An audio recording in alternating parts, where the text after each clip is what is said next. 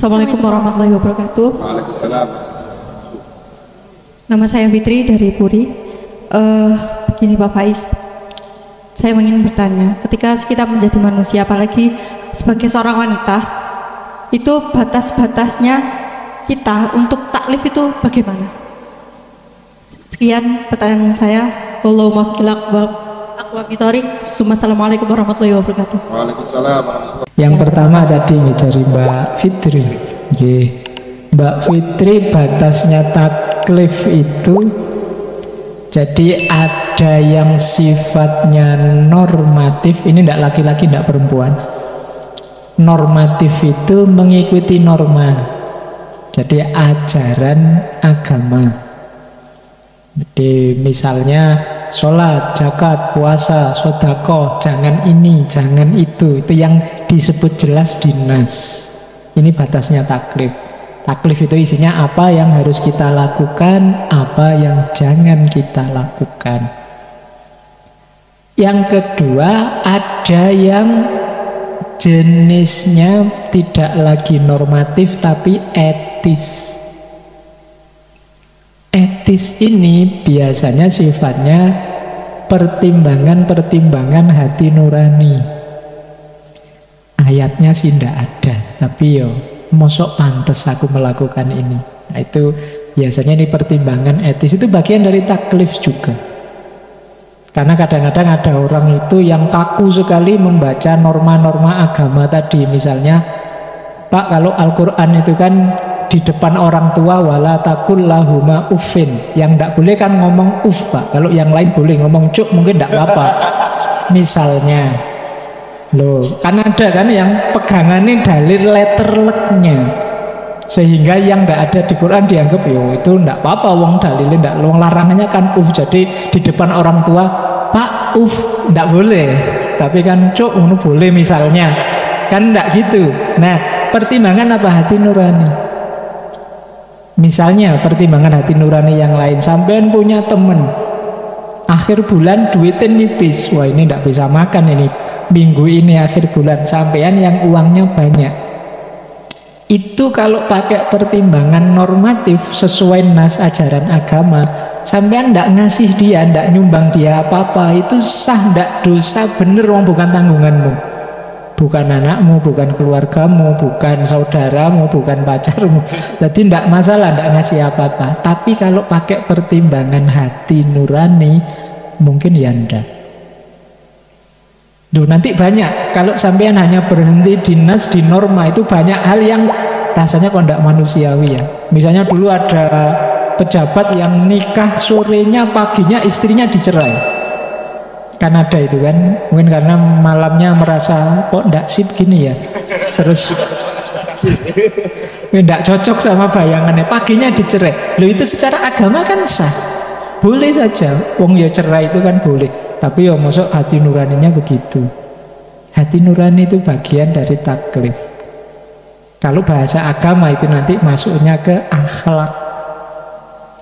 Jangan lupa misi besarnya Rasulullah itu innama bu'istu liutammima makarimal akhlak. Jadi Rasulullah itu diutus oleh Allah, misi besarnya menyempurnakan akhlak. Maka jadilah agen yang mensukseskan misinya Rasulullah. Kalau ada orang kok tidak berakhlak, kacau, merusak, adabnya hilang, habis, itu sebenarnya dia sedang menghancurkan misinya Rasulullah.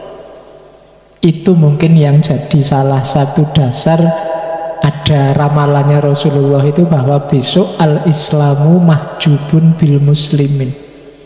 Indahnya Islam itu nggak kelihatan. Yang kelihatan brutalnya Islam, rusaknya Islam, kacaunya umat Islam, tidak tolerannya umat Islam. Seolah-olah Islam itu hanya itu, sehingga orang lain yang non-muslim salah paham terhadap kita. Sampai nganggap Islam itu teroris, Islam itu suka kekerasan, Islam itu egois. Jangan-jangan salah kita sendiri, sehingga indahnya Islam tidak kelihatan.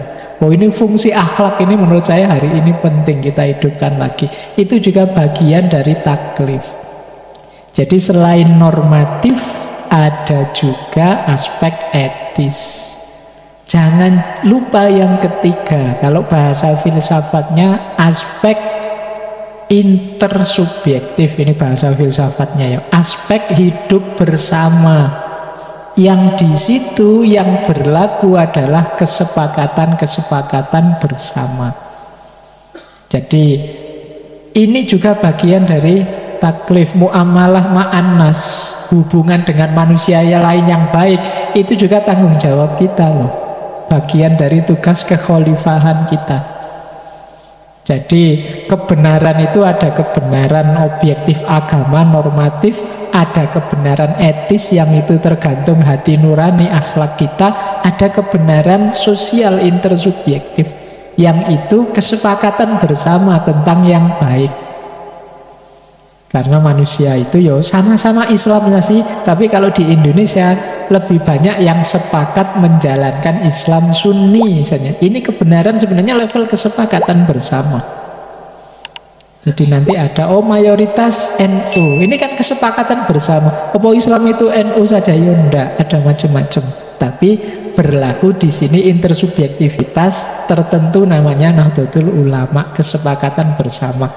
Yang kalau kita mengafiliasikan diri ke situ, ya mengikuti kesepakatan bersama di situ. Nah ini level-levelnya, jadi layer-layernya kalau kita belajar tentang taklif. Jadi makanya kalau ada yang tanya hubbul waton minal iman, itu kan hadisnya dhaif, ada yang bilang cinta tanah air itu dasarnya apa? Paling tidak dia ada di layer kehidupan bersama intersubjektif ini. Kita kan sudah janji sepakat bersama hidup di Indonesia, dasarnya Pancasila, yaitu jangan jadi orang yang munafik. Jadi orang munafik itu kan janji diingkari, itu kan karakter paling menonjol. Idza wa'ada akhlafa. Lu katanya bangsa Indonesia sepakat menjalankan Pancasila, dan Pancasila itu toh tidak bertentangan dengan Islam, semuanya sejalur. Kenapa kita kemudian membalik kata seolah-olah milih Pancasila atau milih Islam? Wong dipilih dua-duanya bisa. Dan Pancasila ada di level kebenaran intersubjektif ini. Jadi ya nanti ini saya bilang tadi, ini satu sesi sendiri ya, bilang kebenaran agama yang sifatnya normatif, norma-norma fikih, ilmu kalam, tasawuf. Ada yang kebenaran hati nurani, etis. Dan ada kebenaran sosial, kebenaran bersama. Baik, itu untuk Mbak Fitri ya. Nanti kalau masih belum jelas bisa privat. Maksudnya tanya lagi lah, kalau di floor di sini kan nanti panjang.